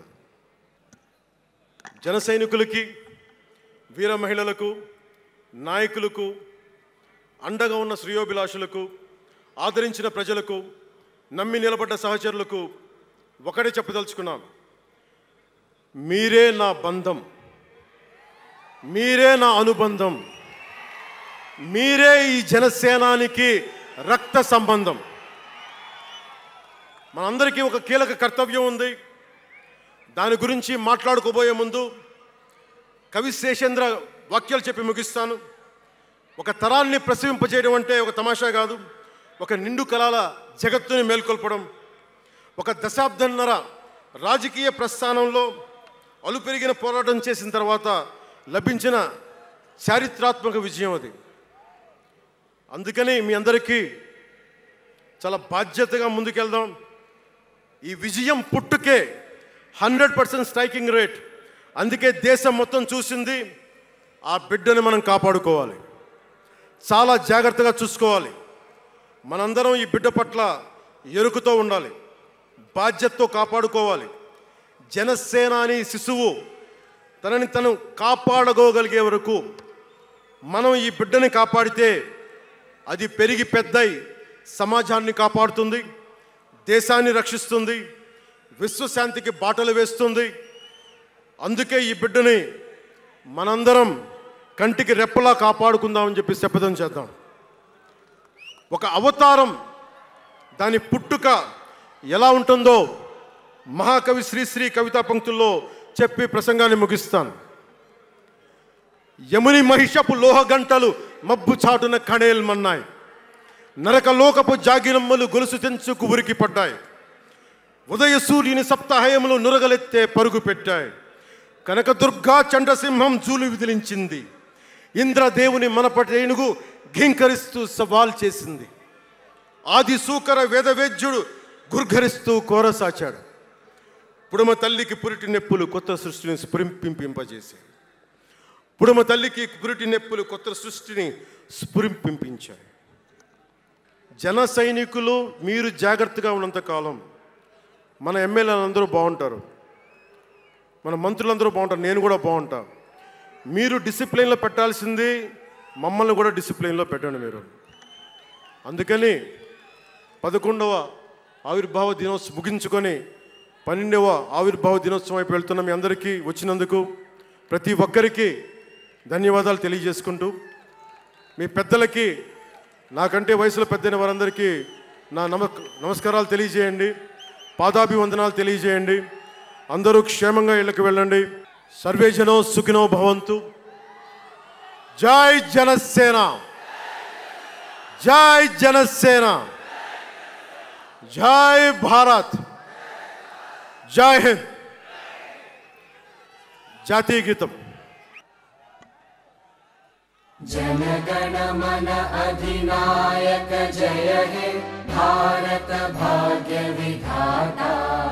पंजाब सिंध गुजरात मराठा द्राविड उत्कल बंगा. विंध्य हिमाचल यमुना गंगा उच्चल जलधि तरंगा. तव शुभ नामे जागे, तव शुभ आशीष मांगे. गाहे तव जय गाथा. जनगण मंगलदायक जय हे भारत भाग्य विधाता. जय हे, जय हे, जय हे, जय जय जय जय हे.